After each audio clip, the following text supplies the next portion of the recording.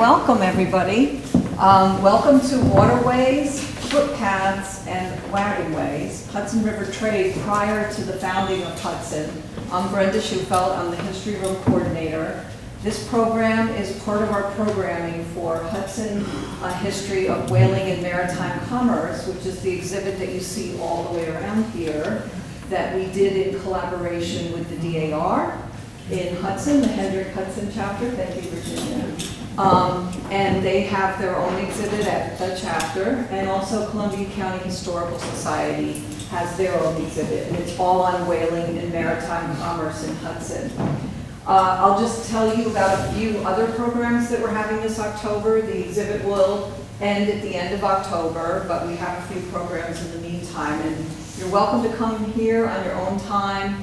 I know it's text heavy, it represents years of research and some documents that we managed to unearth from everywhere, from Nantucket to Syracuse to all over. So please do come in and see what we have, because Hudson was a whaling town. Sunday, October 5th, that's this Sunday at 2 p.m. It's an in-person and also a YouTube live program that we're doing in conjunction with the African American Archive of Columbia County. It's called So Many Souls, the Magnitude of Dutch Slavery in the Hudson Valley. And it's presented by Michael Duma, who has a new book out called The Slow Death of Slavery in Dutch New York, A Cultural, Economic, and Demographic History. I'm really excited about that program also. And then 2 Sundays from then, on October 19th at noon, at the Cedar Park Cemetery, Tales from Hudson's Crypts, the tour. Kelly Verhushik's famous tour of the cemetery. We still have seats. They always we end up with a big waiting list. And she's added grave sites of mariners and their wives. And you can email me to register, but it definitely needs registration. And then finally, Wednesday on October 22nd at 4 p.m., this is just for educators. It's in collaboration with the Greater Capital Region Teacher Center, and it's offering 3 CTLE credits for teachers, which are their continuing education requirements. And it will be information on this exhibit that can be used in the classroom. So on to our program now. Justin Wexler will be speaking, and then David Voorhees. We're going chronologically in terms of their time period that they're speaking on. After they speak, there'll be a question and answer period. So if you could hold your questions, that would be great. Justin Wexler is a lifelong resident of the Hudson Valley. He's dedicated his life to learning everything he can about the lives, land management practices, and ethnoecology of the region's original human inhabitants. He has studied local Eastern Algonquin languages, history, and folklore, working to reconstruct the pre-contact landscape and sharing discoveries with other scholars and with tribal language departments. He's currently in contract to publish a history of native land management in the Catskill Mountain region. Through his organization, Wild Hudson Valley, Justin regularly hosts Lenape Mohican visitors on ancestral homeland visits from their contemporary displaced, federally recognized communities. And he also gives he gives talks on the Apollonia and what's the name of the Solaris, which is a solar-powered boat at the Hudson River Maritime Museum, and they're fantastic to be out on the water discussing how indigenous people lived. And David William Voorhees is the director of the Jacob Leisler Papers Project, formerly located at New York University, as well as the Jacob Leisler Institute that's headquartered here in Hudson on Green Street. And this program tonight is in collaboration with the Leisler Institute. It's part of the Leisler Lecture Series. He's also managing editor of De Havaman, The Half Moon, a quarterly scholarly journal published by the Holland Society of New York, and NYU research scientist. He is a former managing reference history editor at Charles Scribner Sons and has published numerous historic works and articles, and been a consultant on historical exhibits at the Museum of the City of New York and the Bard Graduate Center in Manhattan, among others. And if you haven't visited his institute on Green Street, I really encourage you to. So we'll begin with Justin.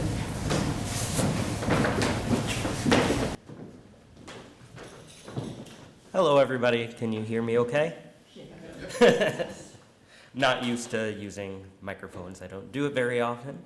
But hi, I'm Justin Wexler. I actually grew up just outside Hudson. And I'm not going to be sharing too many slides tonight. And there are reasons for that. But hopefully, before we move on to the colonial side of things and the roads that I'm sure all of you drive on regularly, I could maybe give you a little bit of an idea of where these roads come from. So, all right, so I'm just going to give a very brief summary on Native peoples in the Hudson Valley on the eve of contact. So we're talking 450 years ago. That's the era in the 16th century when the first Europeans start coming up the Hudson River. We know very little about who was coming up here. We know through native oral histories recorded in the 17th and 18th century that they received a number of Spanish visitors long before the Half Moon came up the Hudson River. But we don't know too much other than what is found archaeologically and through indigenous peoples' oral history of what was happening in that period. But suffice it to say, this map should be a fairly accurate depiction over the main groups of people who lived in the Hudson Valley. So if you look at the center of the map, you can see the Hudson River, not all of the Hudson River, but the estuary portion for the most part. So basically from the Mohawk River north of Albany straight down to New York, or New York City. And the entire region of the Hudson River watershed, with the exception of the very upper part in the Adirondacks and the western Mohawk Valley, was inhabited along with the Delaware River Valley and had been for at least 1,200 years, based on archaeology, linguistics, actually genetic studies, and Native peoples' oral history, had been inhabited for around 1,000 to 1,200 years before contact by the ancestors of today's Lenape people who live in 3 communities in Ontario, 1 in Wisconsin and 2 in Oklahoma. And the northernmost group of Lenape people lived in this part of the Hudson Valley and spoke a language, and I say that past tense because it has not been spoken as a first language since the 1930s, a language that they call the Mohican language. So these are the people that you might know from James Fenimore Cooper's famous book, The Last of the Mohicans. Their tribal government still exists, but it's in Wisconsin today. And when around the time that the Dutch first started being more involved in this area, we're talking the 1610s, 1620s, there were multiple groups of Mohican-speaking people who arguably lived in separate sovereign independent bands. So you had the Mohican Nation proper, more to our north and east. Their council fire over the course of the 17th and 18th century, right until the 1740s, so their capital, where their chief sachem lived, was in the islands around Schodack and Castleton. Now down where we are here in the Hudson area, yes? I'm sorry, could you distinguish more clearly, at least for me, Uh-huh. the difference between Mohican and Mahican? That's a great question. So, and I made that even more confusing. So the way the word is really pronounced in the Mohican language is Mahican. The word Mahican means the great estuary. If you really decipher it, it means the lowest ebb tide, so the lowest low tide. So that's their name for the Hudson River. And that's the 2 darker words there, Mahican. Yes, they're the Mohican and Mahican are the same word. The current tribal government, they use Mohican with an O, but scholars historically over the past 100 years have tended to, especially linguists, have tended to write it with an A, so Mohican. But the real pronunciation is somewhere in between the two. So, and no relation to Mohegan. That's a totally different group of Native people speaking a very different language from what is now southeastern Connecticut and the Long Island Sound. So thank you. Sorry that I didn't clarify that. And like their neighbors to the south in Hudson Valley, the Mohican people also call themselves a variation of the word Lenape, which means human being. So these are all very closely related language. Just immediate to our south, we have the Munsee language. Dialects of that were once spoken. They are still spoken in the Moravian Town Reserve in Canada today. These two, Mohican and Munsee, are very closely related. It's like Spanish and Portuguese. But anyway, in this particular area, so in this part of Columbia County, the Mohican group came to be known as the Catskill Indians, and that's what they would call themselves in the documentary record right up until 1770. After that point, they amalgamated with other native people from the Hudson Valley and mostly ended up in Ontario.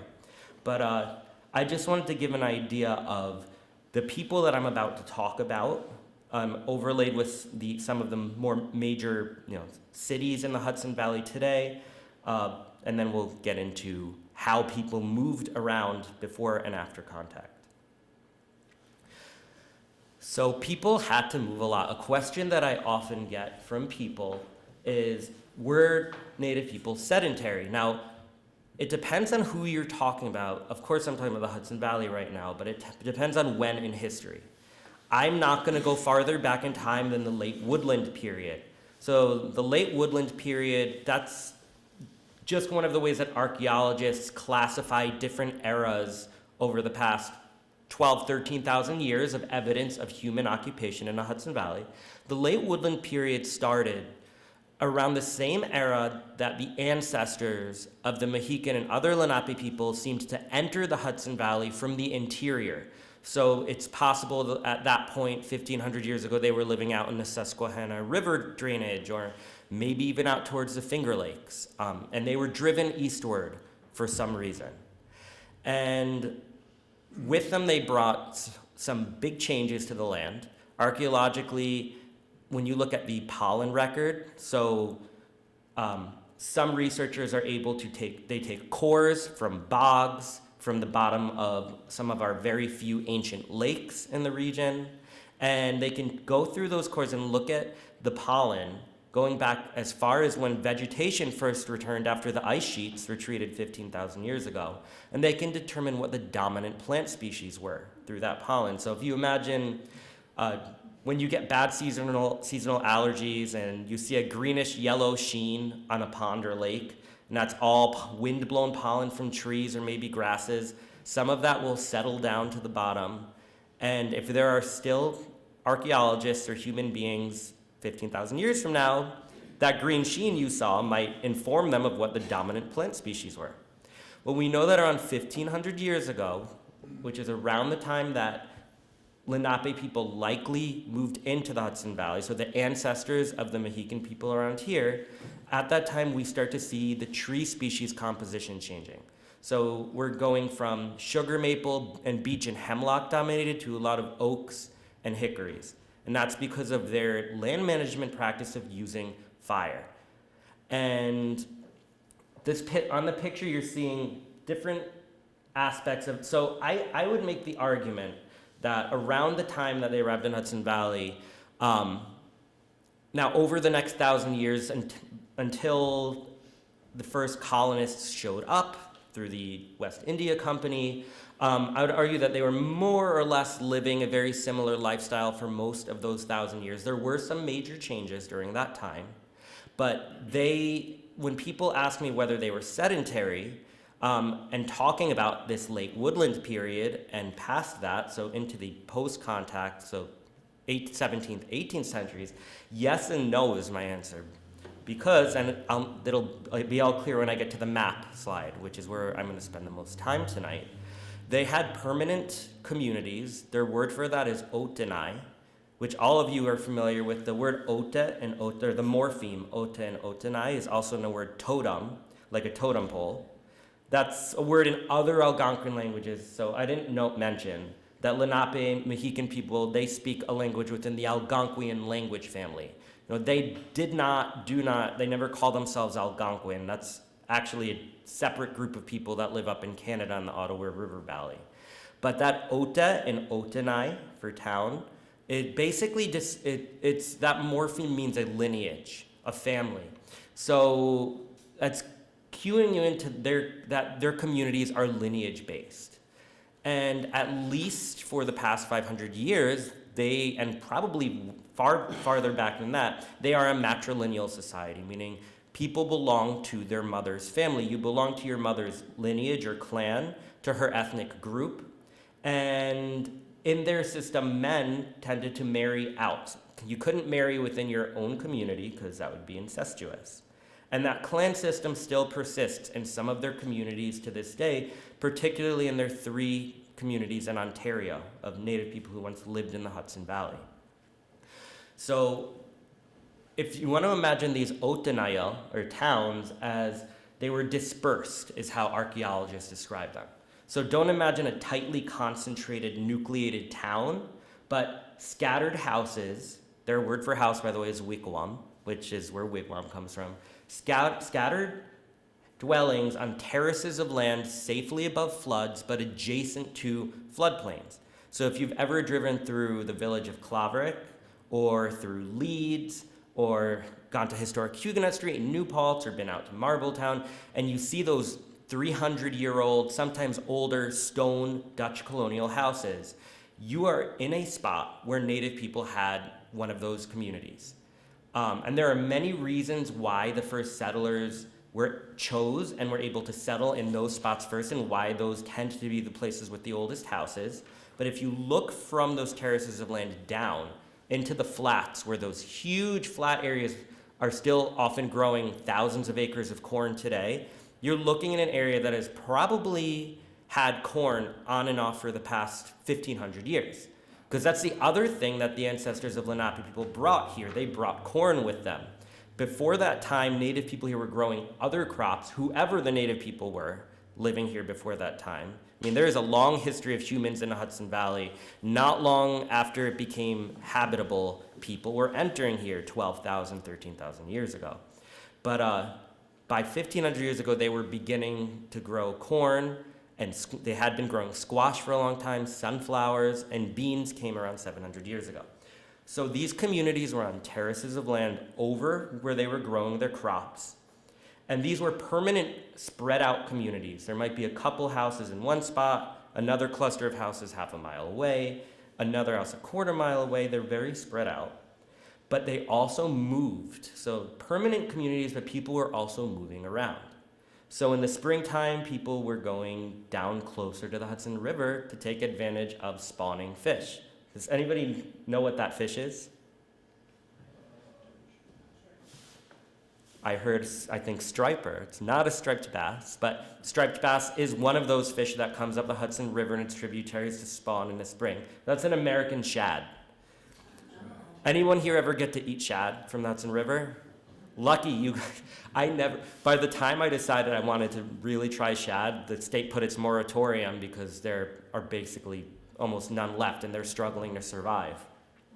So that's one of a number of fish: shad, blue-backed herring, striped bass, Atlantic sturgeon, and short-nosed sturgeon that Lenape people, Mohican people relied on in the early springtime. And that springtime fishing tradition was very, very strong. People had fishing camps down in the lower parts of tributaries that flow into the Hudson River, where there are natural barriers like rapids or waterfalls where those fish get bottled up and where you could catch a lot of them. It's, again, another living tradition, by the way, in their communities in Canada, although they're catching fish that swim upriver from Lake Erie, so different species.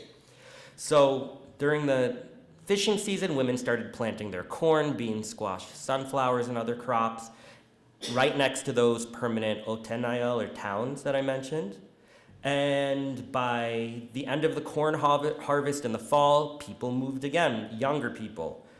Because with all of these moves, the springtime moving down to fish camps, which was mostly men, younger and older men, and the fall move to their hunting camps, which were in the uplands. So you're moving up and down streams. Imagine Claverick Creek or Kinderhook Creek. So you have their communities down close to the flats, down in the floodplains. Their fishing camps downstream within a mile or two of the Hudson River or on the Hudson River. And their hunting camps upstream, so in the foothills of the Taconic Mountains, or in the foothills of the Catskill Mountains or the Helderberg Plateau. So younger people families would go upland to the upland territories to hunt elk, deer, moose, if they had access to moose in their hunting territories, up in the northern Taconic Mountains and Green Mountains. And by spring, they'd come back. And when they returned, there were plenty of people that had stayed behind. So they had to get around, right? So this is the only historic map I put in this tonight. This is from the mid-1760s. By this point, the area of Columbia County, and this is just a snapshot of most of the Columbia County area, had been inhabited by people of European and African heritage for over 100, or close to 100 years. And you can see a number of roads in this map. And I'm not going to get into those roads right now. That's going to be the next part of the presentation after me. But I just want to note that it is likely that some of those roads follow, in part, if not in whole, Native people's paths.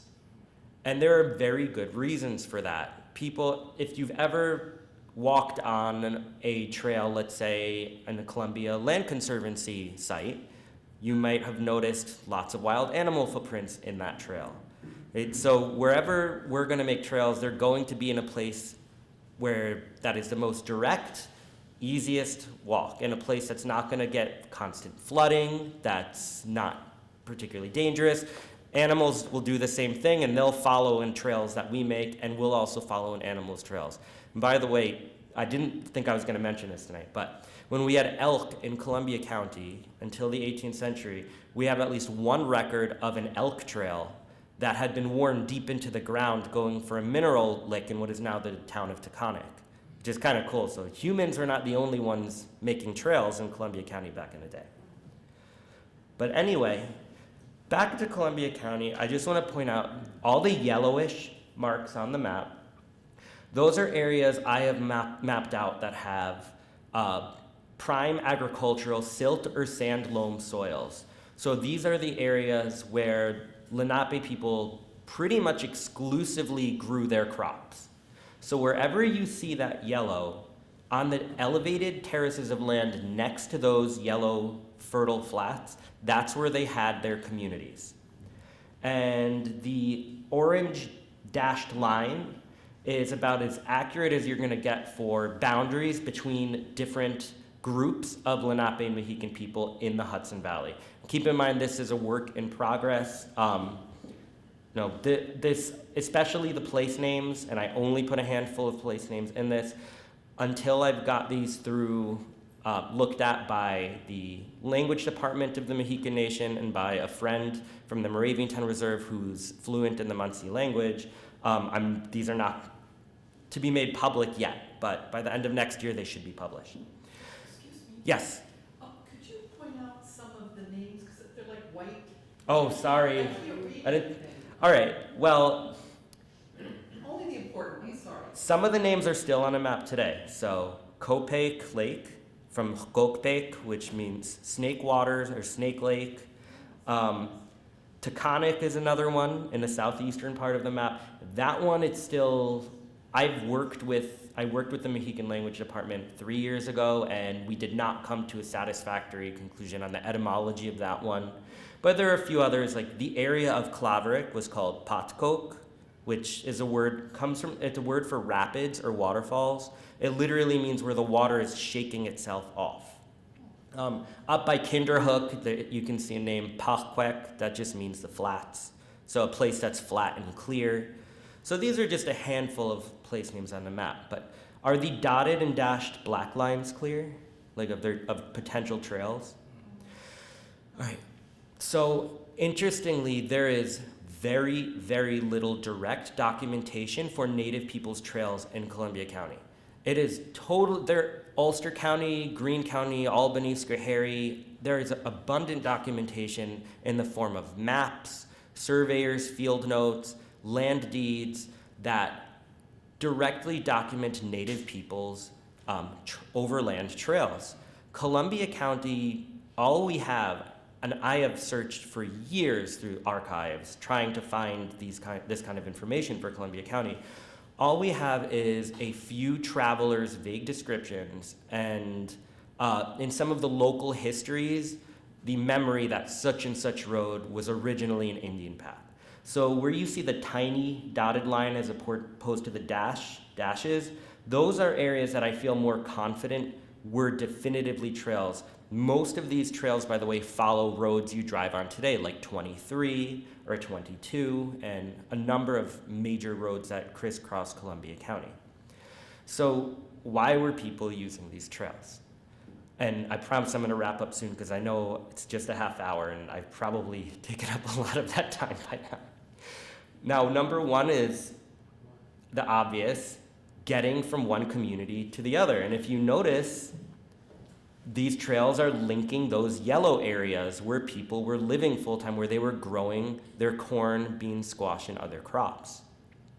Another purpose was to get to the uplands, to their hunting regions. So there was a well-known trail that went from Mohican communities in the Hudson Valley between Schodack and Troy and traveled up the Hoosick River to southwestern Vermont and northwestern Massachusetts, that they were traveling in the fall and winter time for hunting moose and bears and beaver.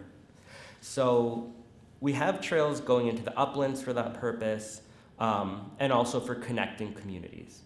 I do want to note that they avoided, based on historical documentation, Native people avoided walking whenever they could. There's a reason why Native people in the Hudson and Delaware Valley were called the River Indians. Their lives were not just tightly intertwined with those rivers, but like other Eastern Woodlands peoples, if they could paddle rather than walk, that's what they would do. To the point that the Dutch, when they very early on in the 1610s and early 1620s, before they got to know Iroquoian people, so the ancestors of today's Six Nations or Haudenosaunee people, they were calling them the canoe makers. Because unlike the Lenape people, they saw the Mohican people on Hudson River in huge single tree trunk dugout canoes. They were seeing these visitors from the interior in canoes made out of elm bark. And Lenape people, by the way, also made bark canoes when they were traveling overland. If they had a long distance to go and they came to a navigable body of water, rather than walk any further, they would find the nearest suitable bitternut hickory tree or American elm tree or chestnut tree and peel the bark off and make a canoe that was just for temporary usage, just for maybe the next 3 days, so the current could take them with minimal paddling and they didn't have to walk farther. So they were really, when possible, traveled by water, but when not possible, used all of these trails. And we're fortunate that a number of eyewitnesses 300 years ago described how these trails worked. Now, they're not specific to Columbia County, but I feel safe in saying that these are perfectly accurate descriptions for here as well. The way they created these trails, and it's really hard to say who created them, because people have been living here for 12,000-ish years. You know, we can't say who made them first. But they generally had these trails following along river bottoms, but safely up in elevation so they wouldn't get flooded. That's basically where most of our main roads travel today. But when possible, they also had trails go up along ridge tops, which is something modern roads don't do.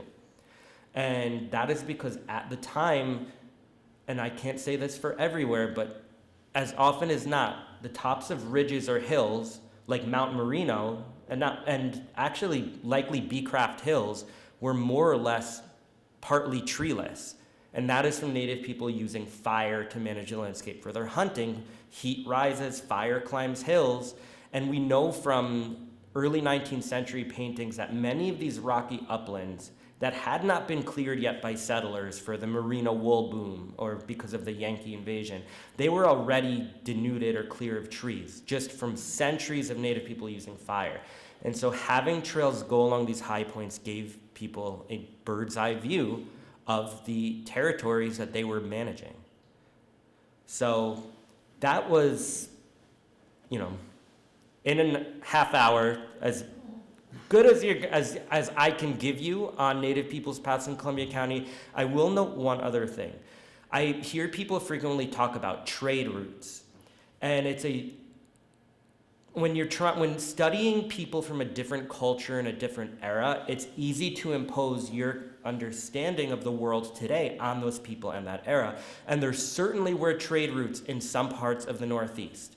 For example, we know some of the Iroquois peoples north of Lake Ontario had trade routes actually with the Hurons had trade routes with the Ottawa or Odawa people and Algonquin people in the Ottawa River Valley, where they were trading for copper from Lake Superior and trading corn to these more nomadic hunting bands for meat and for fish.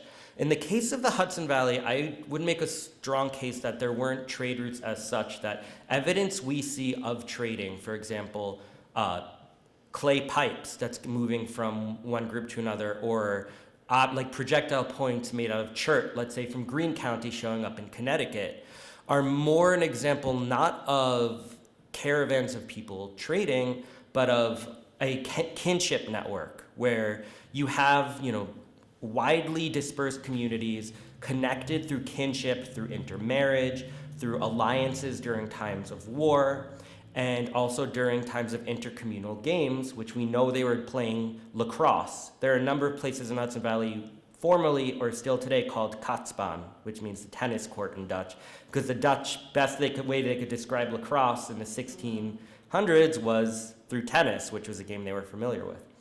And they tend to be located in between where we know different groups lived.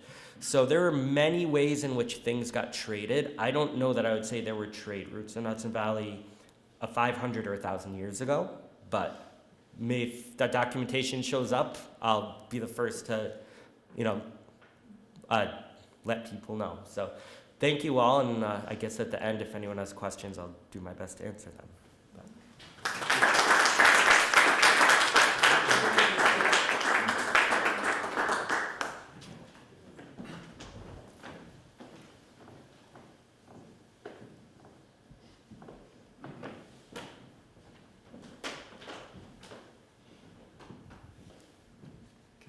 Good evening. My name is David Voorhees, and I'm going to be speaking about the colonial infrastructure of Columbia County. When in 1783, a group of Nantucket whalers sought a safe inland harbor for their fleet, they found at Claverick Landing a port with an established transportation infrastructure. As late Columbia County historian Ruth Pawanka notes, by the time of the arrival of the Nantucket proprietors, the area that became Columbia County was as thickly populated as a contemporary rural English county. Claverick Landing, which we see here in this picture, consisted of 24 families, 2 stores, an inn, 2 wharves, a ferry, a schoolhouse, clay pits, and a grist mill, as well as a number of farms. This small rural port, Pawanka wrote, served by the 1770s an estimated 800 households of the hinterland. This presentation focuses on the transportation network that tied the community together and influenced the Nantucket proprietors' choice of this small Hudson River port for their home. The Dutch would be the first Europeans to settle upon the Mohican lands in the mid-17th century. The Dutch are great improvers of land, English Governor Thomas Dunglin wrote in a February 1687 report to the Committee of Trade and Plantations. But as Columbia County historian Franklin Ellis noted 2 centuries later, the same would not have been applicable to their building and improvement of roads. In reality, the Dutch did no road building in present-day Columbia County while the West India Company administered the region. The primary reason was that European settlement did not commence until the 1660s. In 1649, Garrett Van Slichtenhorst, acting as a Van Rensselaer family agent, purchased from the Mohegans tracked south of the patroonship on both sides of Claverick Creek. Around 1655, the trader Abraham Statz settled at the mouth of the creek, but the house was burned and its tenants murdered during the Second Esopus War in 1663. On June 15, 1662, Jan Frans van Hoosen, a sailor from Schleswig-Holstein, then in Denmark, purchased from the Mohegans for 500 florins worth of beaver pelts a tract of undeveloped land touching Van Rensselaers. Yet settlement of these purchases would wait until after the English conquest and a devastating flood of Van Rensselaer's Hudson River farmlands in 1666. And this was really a very traumatic experience for the Dutch settlers of the valley. The Dutch, primarily a maritime people, first settled along the Hudson River bank and its tributaries with streams providing all the highways they needed. As grain production replaced fur trapping in the 1670s, however, farmers located on more fertile lands inland and developed wagonways to transport grain and other produce to river points where sloops bound for the Manhattan West India trade could be loaded. The earliest ports developed at Stockport at the mouth of Kinderhook and Claverack Creeks and at Claverick Landing, present-day city of Hudson. The wagonways were privately created. The earliest governmental road construction I have found occurred in February 1676 when Dirk the Swede and Adam Dingemans, in their capacity as path and French viewers, were ordered by the Court of Albany to, quote, finish and complete as soon as possible the path between Kinderhook and Greenbush. And these paths were probably Indian paths, as Justin just noted, that were then expanded so that they could carry wagons, such as you see in this picture here of the Van Bergen home in Leeds, which is just across the river. Agricultural land near the river was poor. Histories mention fertile farmlands inland at Kinderhook and Claverick and near South Bay, with orchards on the slopes and forests to the north. The land in between was hilly, rocky, and mostly clay. Van Hoosen settled on the rich bottomlands of Claverick Creek, while the Van Rensselaer tenants settled on the patroons' lands along the creek. In 1678, a handful of Van Rensselaer's farmers squabbled viciously with those inhabiting the Van Hoosen lands about their rights on the wagonway to Claverick Landing. In 1679, Folkje, the widow of Jan Frans van Hoosen, and her husband, Gerrit Visbeck, who lived near the river and close to the road leading inland, attacked a local farmer, beat him, and took the bits and bridle off his horses so that they ran away. Visbeck claimed he had owned the land for over 20 years and had made the road to the river. The court denied Visbeck's claim to be the road's ownership. Labadist missionary Jasper Dankers, who sailed the Hudson River looking to purchase land for his religious sect, provides an extraordinary description of the wagonway in 1680. Returning down the river from Albany, he wrote on May 1st, we set sail in the evening from Kinderhook and came to Claverick, or Cloverreach, 16 miles further down, where we also took in some grain in the evening. The following day, he continues, we were here laden full of grain, which had to be brought in 4 miles from the country. The Boers who brought it in wagons asked us to ride out with them to their places, which we did. We rode along a high ridge of blue rock on the right hand, the top of which was grown over. This stone is suitable for burning lime, as the people of Esopus, from the same kind, burn the best. This is the earliest known mention of an industry that dominated the city of Hudson in the 20th century. that is the lime from Beecraft Mountain and the creating of cement. The wagon way to Claver Creek, which Dankerts described, can still be followed. It began from the Power Boat Association dock on the river, ran along the line of Furry Street, up to Partition Street, the name of which is derived from the partition of land between the Van Hoosen heirs, William Herdick and Johannes Van Hoosen. From Partition Street, the road continued to South 5th, then made a diagonal across present-day 7th Street Park to run along Green Street and Green Street extension to 23B. And this is a view of that extension. You'll note on this photograph, which I took through glass, unfortunately, you'll see the old road to Claverack, and that is now Green Street, what you're looking at in that picture there. It's where it curves and then curves back to Columbia Turnpike and on to Spook Rock Road. In the course of his journey, Dankerts noted large clear fountains flow out of the cliffs or the hills, the first real fountains and only ones which we have met with in this country. One of those fountains today is enclosed in a small brick building near Greenport Rescue Squad on Route 23B.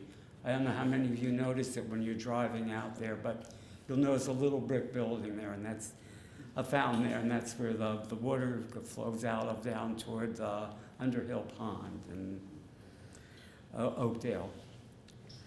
Further south, the Mohicans sold in 1683 200 acres of good land and 1800, I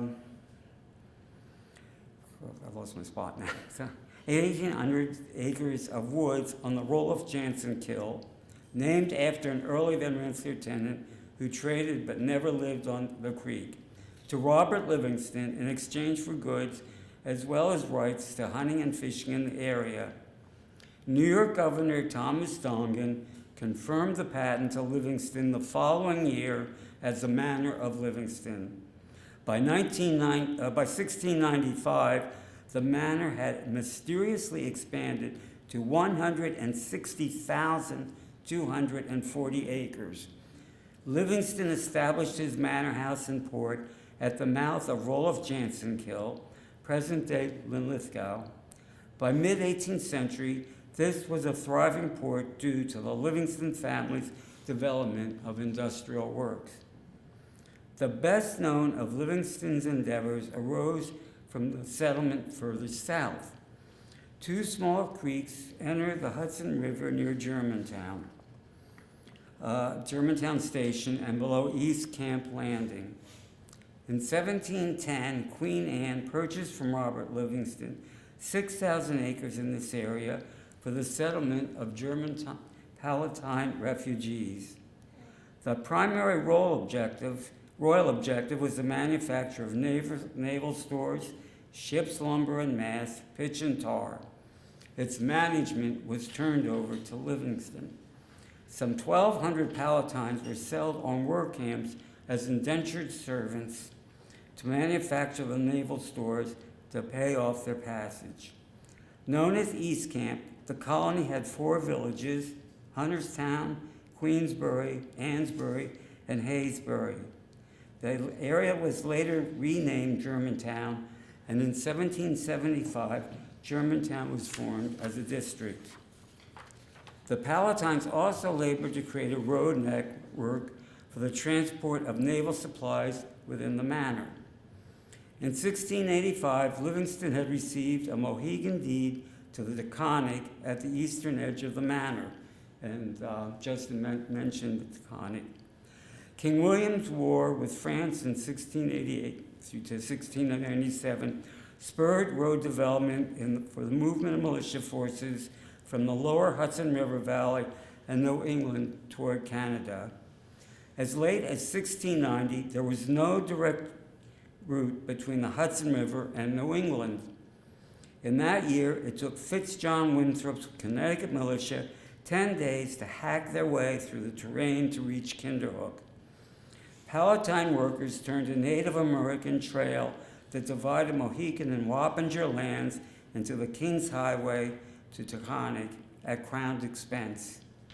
The road became a practical route from the Hudson River eastward to Taconic and on to Massachusetts before 1714, as this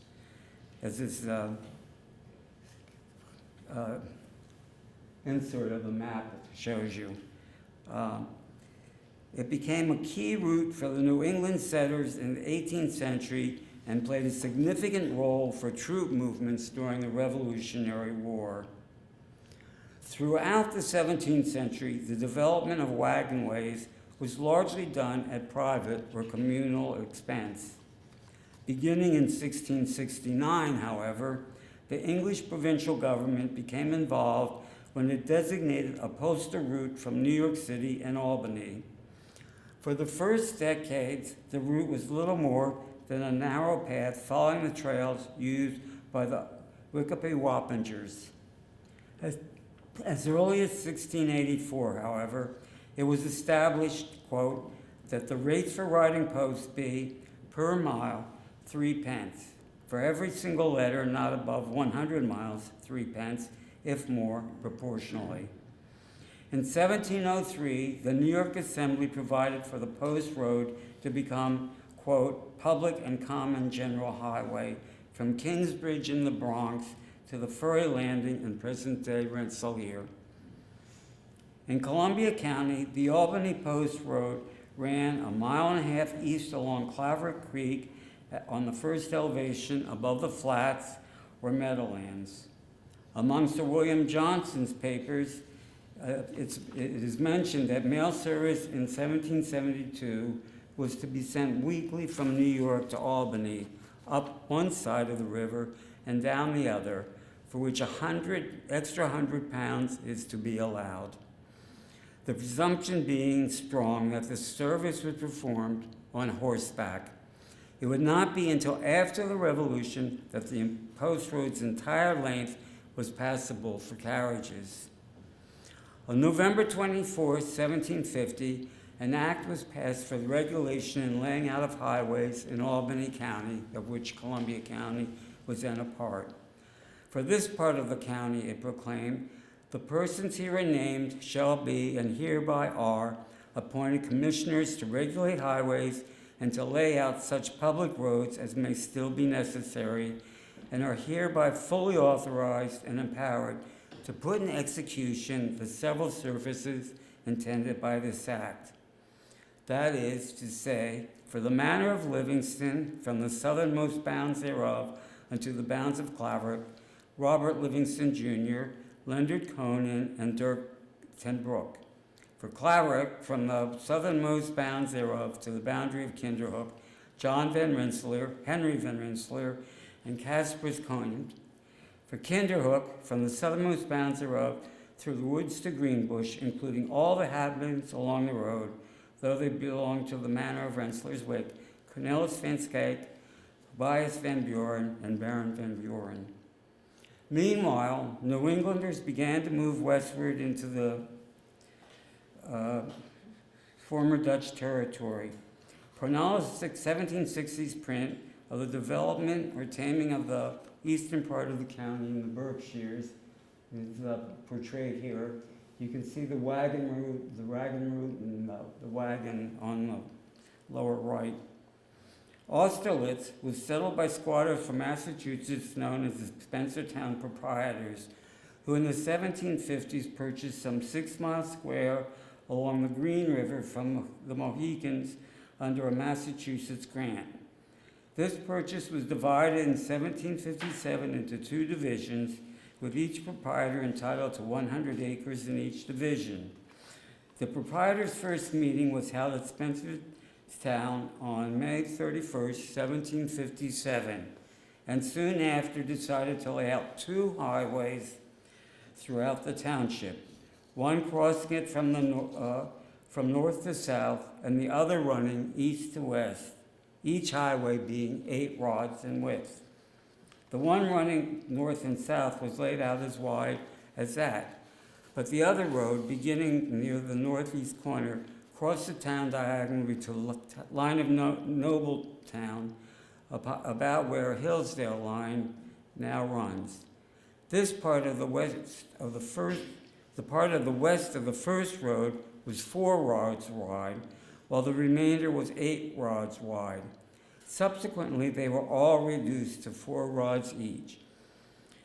Samuel Doty, surveyor, and Ahimaaz Spencer and Edward Richmond, commissioners of highways, surveyed and laid out the road in November 1757.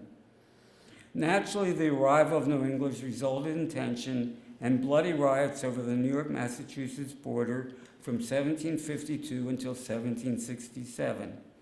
About 1765, owing to the conflicting claims of the colonies of New York and Massachusetts, both of which claimed jurisdiction over the lands lying between Connecticut and the Hudson rivers, trouble arose regarding the possession of those lands. At meetings held by proprietors' action were taken to defend their title, the proprietors sharing equitably in the incidental expenses. We're talking about the Austerlitz, or the Spencertown proprietors.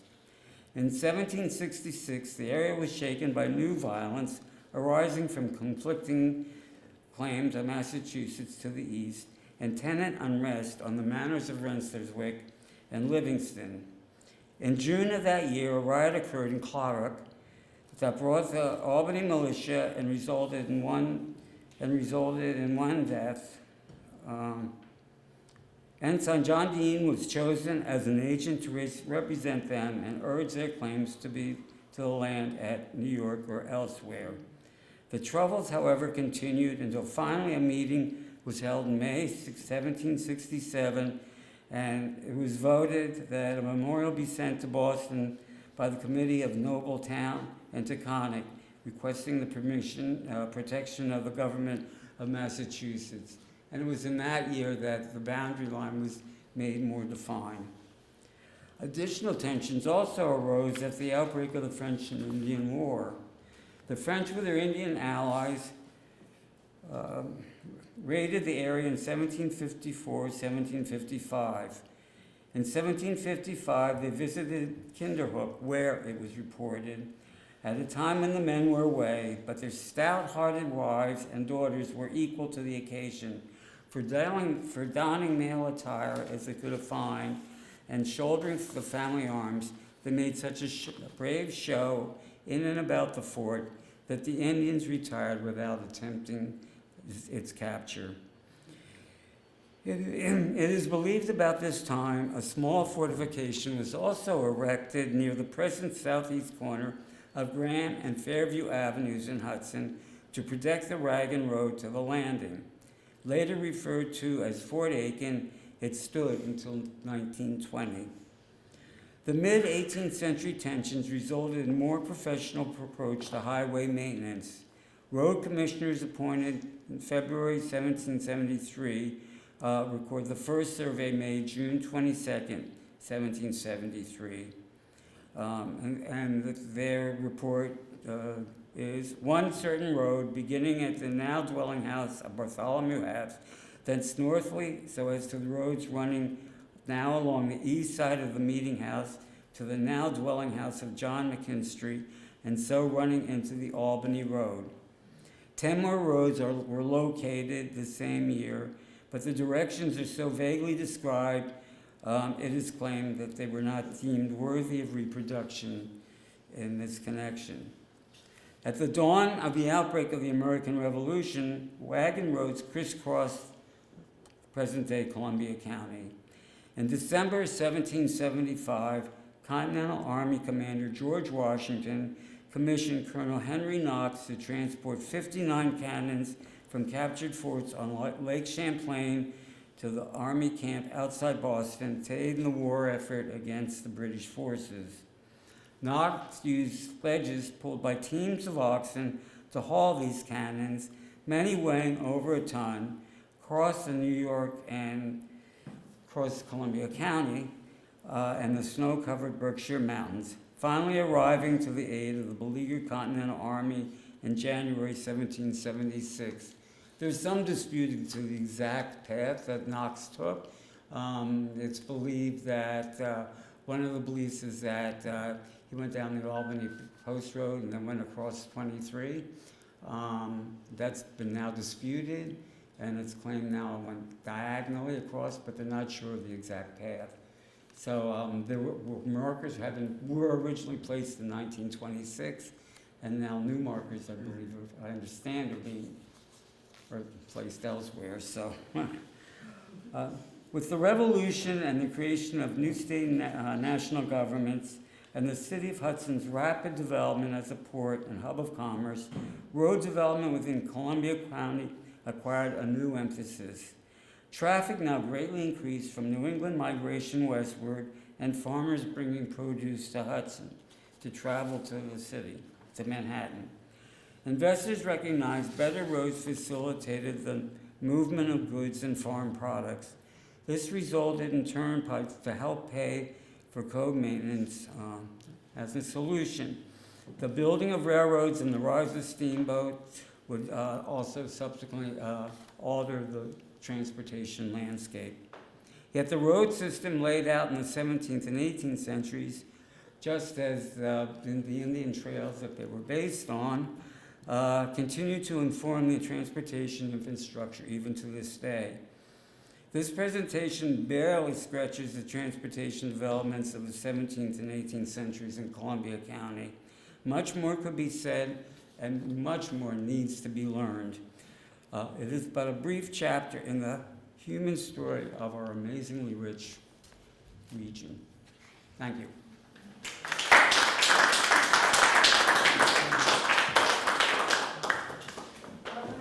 If you all have questions, maybe David and Justin would like to come back to the front, and I think there's a lot to ask. Yeah. You don't like them. Sorry. David, I have a question for you. You talked about the proprietors in the eastern part of the county, I think it mostly was, in the 1750s. Who were they and how did they have that name? Well, they're called the Spencerstown proprietors. Okay. And I do not know if that's a formal name or that was the name that was given to them informal. Oh, I've never heard that. Yeah. I heard that Quaker, I think, was it Quakers or was it, you know, the people from Nantucket and thereabouts, as they went to different cities and established themselves, they called themselves proprietors, like in Philadelphia. I think it was a term used for the incorporation. They probably were an incorporated group, and that's why they were called proprietors. It was a very unique situation, actually, because out of the hundreds of land deeds that exist over the course of the 17th through and 18th centuries of Native people selling their land throughout the Hudson Valley, generally they're, with few exceptions, they're selling to, one, like someone like the, one of the Van Rensselaers or Robert Livingston. In this case, the Spencertown, when you look at the land deeds, there are dozens and dozens of names. Like, there's nothing quite like that.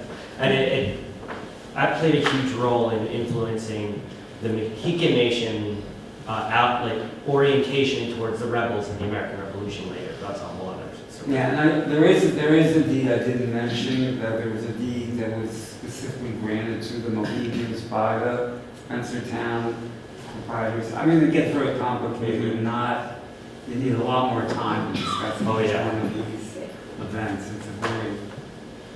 So that deed is known and the Spencertown. Yeah, a lot. I mean, I didn't mention it. If I mentioned every single deed of land, I mean, there's hundreds and hundreds of them. So I was trying to focus on the building of the roads and why they were built. And I probably should have done a lot more on how they were built and by whom. I can assure you that Robert Livingston did not build his own roads. Greatly abused the Palatines.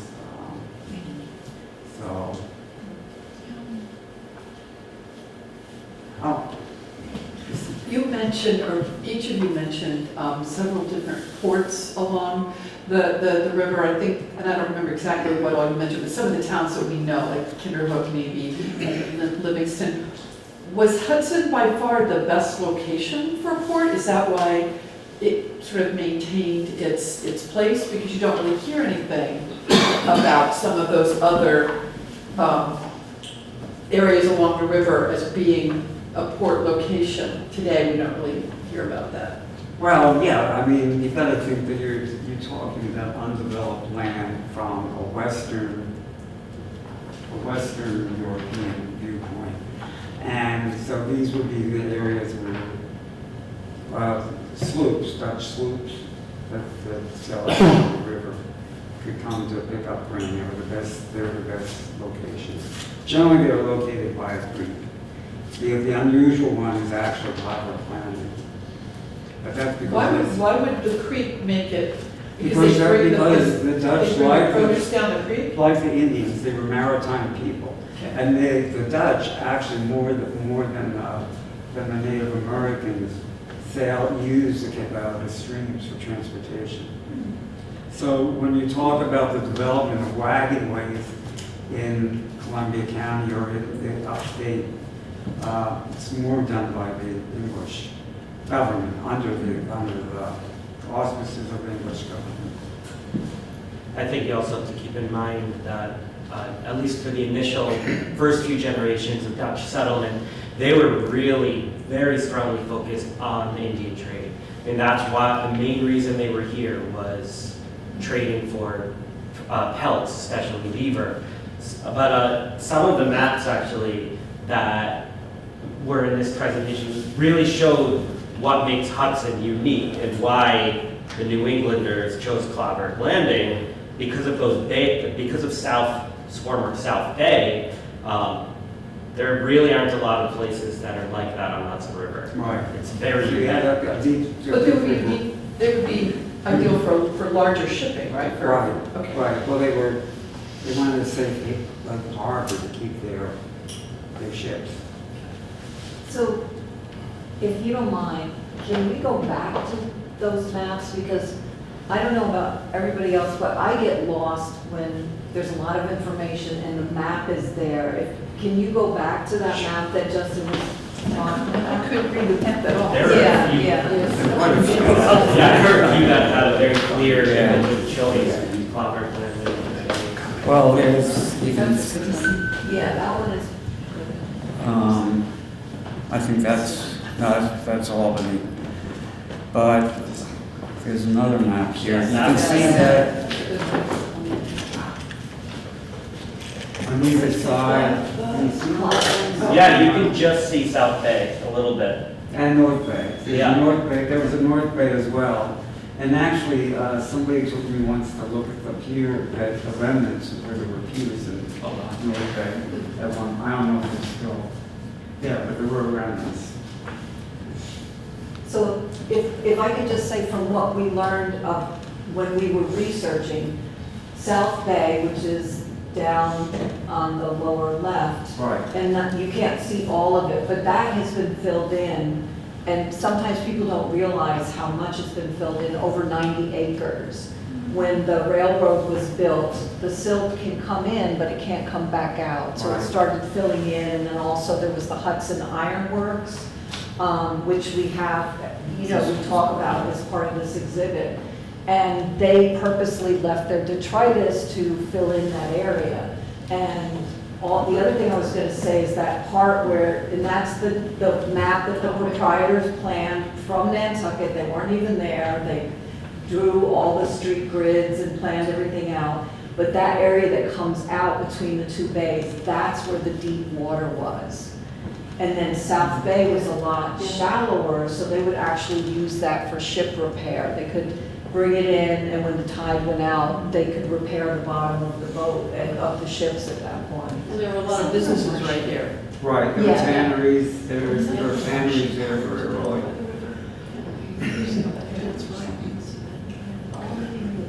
The silica would have been underwater. I think the bay goes all the way up to where Cross Street is. Does that make sense? What? Cross Street, does that make sense? Third, it went up to Third, you're talking about the Yeah, I think it South goes Bay? to Third. It went up to Third. Yeah, okay. Yeah. And actually, you could see in all, even 1850s photographs, you can see the bay, I mean, you can see the railroad. Well, on Montgomery Avenue, wasn't there a huge landslide? That what? Montgomery Avenue, that was all a huge landslide. Oh, wow. Okay. I don't know what year that was. Well, the old paintings from Hudson River School show South Bay. Oh, yeah. Henry Right. Berry paintings show it. Yeah, Yeah, those yeah. are great. Those are great. And also the clavers are visible. Supposedly you could go from ship to ship and go right across South Bay. That's how many ships are in there. Wow. Margaret Schramm does disagree. And the book is back in print. There was also another thing I did not mention, and that's the ferry that went across. The ferry that went across to Lunenburg, which is now Athens. Good part of the population there was Lutheran, and so they would go to Lunenburg to go to church there. Any other questions? Yeah, I have a question. You mentioned John McKinstry, and it came upon me quickly, and I didn't get the context in which you He was went at that. I Rhodes. wonder where was that? Where was he? Where No, was I he? think that was Spencertown. Oh, They're talking about the Spencertown. Oh, And not the John McKinstry of John McKinstry Place. different. I don't think it, I mean, it's the same family, but I don't think it's Okay. And that would have been the McKinstry's pharmacy that was on Warren Street when I was growing up here. right. So it's one same family, and they were related to the Spencertown group? Is that what you're saying? Yeah, I mean, I think he was a surveyor or a commissioner at Spencertown, on the highway. You mentioned earlier a flood on the Hudson in 1666. 1666. I've heard nothing about this. Yeah, no, it wiped out a lot of settlements. It was really amazing. It was one of those spring floods where the ice had dammed up. And fresh it. Yeah, and it was, yeah, a lot of damage. Never heard of that. How long do you think the railroads are gonna last right next to the river? I'm not I a just keep on the train, I look out, the river's right there. And they keep having problems with the tracks because the dirt underneath is, like eroding. I think The future of transportation. I think Justin and I would probably agree on this, that we need to do so much archaeological research. We need to, I mean, for both periods. These are, the native stories barely been told at all. Right.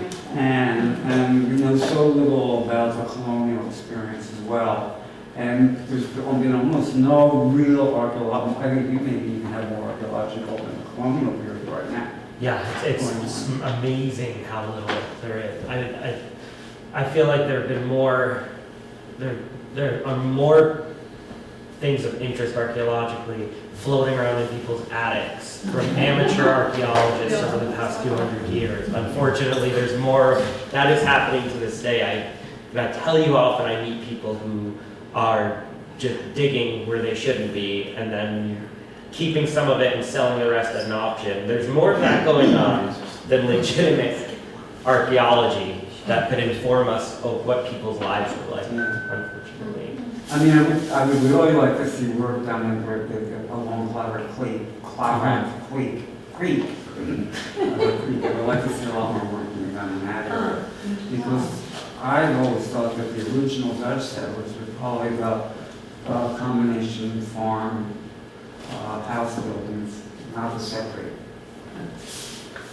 Yeah, Justin, to get back to, Spencertown, did the natives, sometimes they sold the land more than one time? Oh, yeah. Yeah. Yeah, and you have to realize that there was a generation of, there was a time between the 1640s and 1660s where the two sides were coming to figure out what this agreement meant and what selling the land meant because of having different concepts of ownership. But they did come to the native people come to a very good understanding of the permanency of ownership by, I would argue, by the late 1650s, so very early on, before there were even really very many settlers at all in the Hudson Valley. And So the Livingston patent is a good example of that.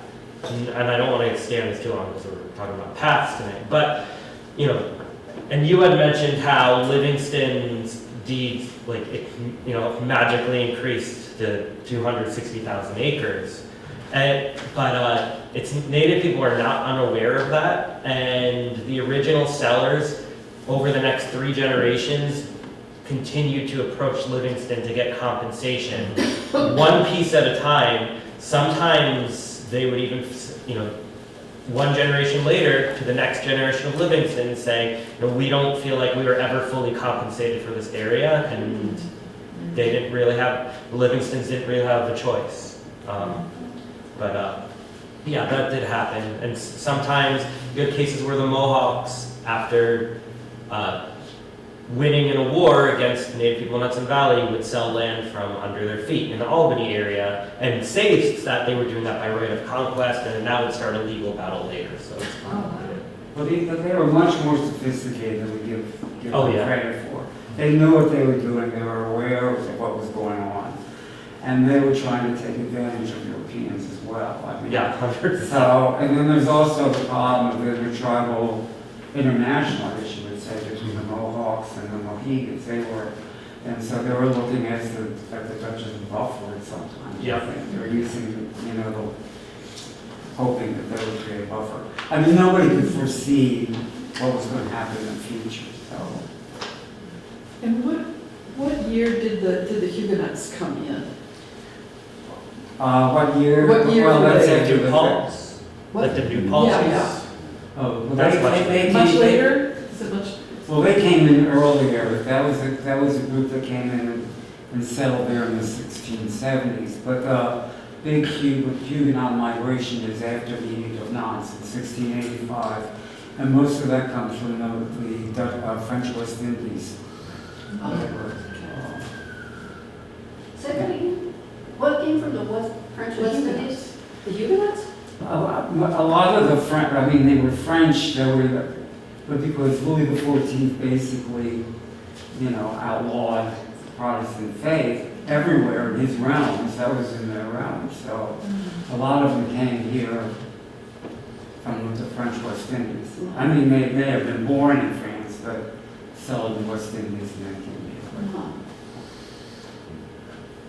So was there a critical link between Hudson and West Stockbridge and that whole area, Stockbridge itself?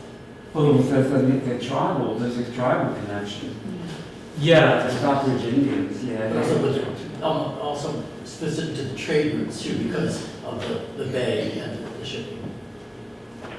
I mean, I Are you don't. talking about native or? I don't. Native, then that was taken over by the Europeans, and then there was a whole conflict with land usage there and who still held title, but there was, I'd say that Route 23 would be the direct route between the two towns. Yeah, but I think that under the indigenous peoples, they were probably more mobile that way than the Europeans were. And so a lot of times when we think of like Massachusetts or going down the Connecticut River, they go all the way down, just like today with the train. They go all the way to Manhattan and they have to come all the way back up, where the natives would go right across. Yeah. Oh, okay. Justin, you said something about how there weren't trade routes from the indigenous people, but then you referred to because it's a different sensibility, but they were trading? What did you I mean, there's not a lot of evidence, they didn't have a good reason in this period, in the late woodland period, to be trading for anything long distance. There are different, and don't quote me on this because I'm not an archaeologist, and I focus on the late woodland period onward, so recent times, 1500 years. There were times where there were where you start finding obsidian from Wyoming on the Gulf Coast, and shells from the Gulf Coast showing up in the upper Mississippi Valley, or copper from Lake Superior shows up in the coast of North Carolina. But in this period, for these people in Hudson Valley, they didn't really have any need for that, other than, well, even in terms, at one point, 1,000 years ago, more copper starts showing up in the Hudson Valley, and I think it's been traced to Lake Superior. But I wouldn't imagine this as, flotillas or caravans or merchants carrying the copper over, and more imagine that this is getting traded from one community to the next. Maybe you have a group of men on an extended hunting trip visiting a second cousin 100 miles away, and in a gambling game, one of them happens to win some of that, and then that gets brought back. I wouldn't imagine it in a trader in the way that the colonists later had, regular, for example, a postal route going back and forth or something like that. Is there anything that specifically references the Livingstons and how they interacted with the native Indians here? Do you have anything to say? Oh, and how on the Livingstons and how they interacted. In my experience, I find that compared to the Renslers, that Livingstons had a much better relationship with the native people living within the lands that they had bought from them, and they continued to come. It's not like they were best friends, but they regularly, the Livingstons walked their boundaries with native leaders, the boundaries that they had purchased, to make sure that those boundaries were accurate and correct. Well, remember that Robert Livingston was the Commissioner of Indian Affairs. Yes. Right. So, and I'm sorry, I have very personal bias because I'm I Jacob Leisler, and Livingstons are not my favorite people. And I blame Alita, so Alita was not a nice woman, I don't think. How did the Renslers interact? I can tell you that they're, to this day, for those in the Stockbridge Mohican Nation with knowledge of their history, they still really resent some of the Van Rensselaer's fraudulent purchases, including the lower manor of the Rensselaers in Claverack, which they really were just buying the floodplain, the bottomlands, and they expanded it to cover pretty much the rest of Columbia County and part of what is now Massachusetts. And the native sellers never got fully compensated. They were there were practically violent uprisings 50 years later in the 1730s by native people against the Van Rensselaers and their tenants. So it's more complicated, and I don't know a lot about it, but I know that that's still something that they want some of that land back to this day. They were not compensated. And so much of the history has to be re-examined because it's been whitewashed from all of us. Oh yeah, Administration. 100%. Any other questions? Thank you so much.